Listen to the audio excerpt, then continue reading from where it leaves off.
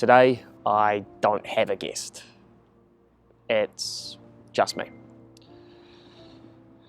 No funny random questions, nobody to bounce jokes off, just one BS today.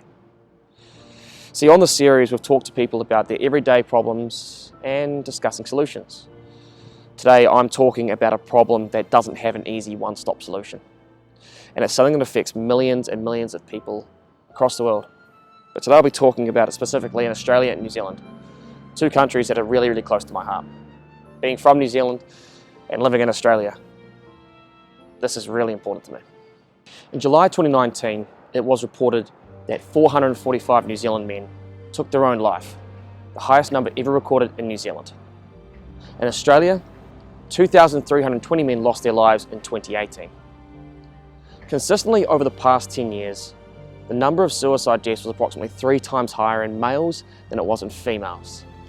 And the number of suicides in New Zealand reached its highest ever level, with 685 people taking their own lives to the end of June in 2019. The BS to me is really simple. It's men not being able to talk about how they feel, or their thoughts, or what emotions they're battling that leads up to this horrible choice. In an old school society, toughen up mate, bro you'll be all good, or like don't be a little bitch, are all as common as saying g'day mate or hey bro.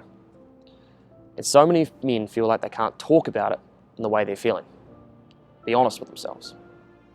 The expectation is to be strong, to be tough, to live up to the no worries mate attitude that we perceive to be strength, that we're taught to be strength from a young age. It's not all right that 445 New Zealand families lost a father, a brother, a son, an uncle, a friend. And it's not all right that 2,000 men in our community here in Australia cannot be saved. It's not all right. It's not all right. As someone who's dealt with chronic anxiety due to a series of life events in my life that made me feel like my world was falling down around me, I couldn't even leave the house. And when I did, my stomach was so bad that I didn't feel comfortable wherever I went. I'll be asking myself at times, is this all worth it? I fear discussing my issues with anyone for fear of ridicule or being made fun of. I once had a close family member tell me not to get checked by a mental health professional because businesses wouldn't want to hire someone with a mental health issue. And in fact, you'd probably have to tell them that you have one before even applying. Whilst wildly untrue, it was a sign of a bygone era where we were encouraged to not be honest about how we were feeling because we were fear of being ostracized, that you'd be laughed at rather than supported by those around you. Times have changed dramatically and there's so many people who are taking the fight to mental health issues. And it's this attitude that's going to change a lot in the near future. There are so many men out there who have it much worse than I do, and I would never equate my pain to theirs. These men get to the point where suicidal thoughts are a daily occurrence and they battle it alone, in fear of not being the strong man they've told they have to be. They feel they're not strong enough to battle these thoughts, and unfortunately they make a decision that ultimately affects so many around them. The only way to battle these demons is to be honest and to open up with someone, to discuss it with someone. Someone very close to me who I struggled to talk to about this but made me feel so comfortable I could open up, gave me a really great line. It's not weak to talk about it. It takes great strength to be vulnerable, to be honest. The greatest strength you have is to talk about your weaknesses.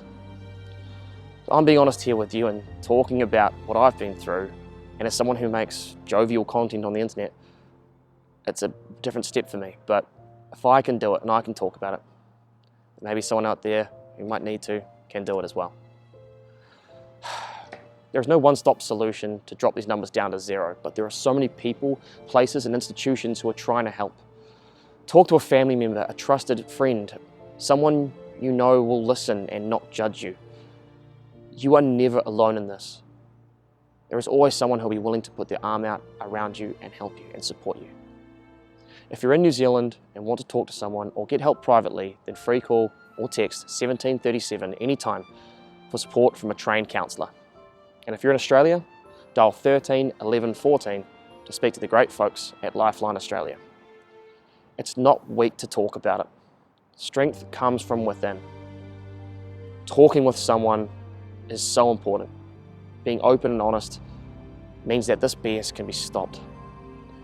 If I could leave you with one thing that potentially you could do today is, if you ever do get those sad feelings or that you're feeling like you can't go on, ask yourself, can I talk to someone about this? Because you can. You're never alone in this.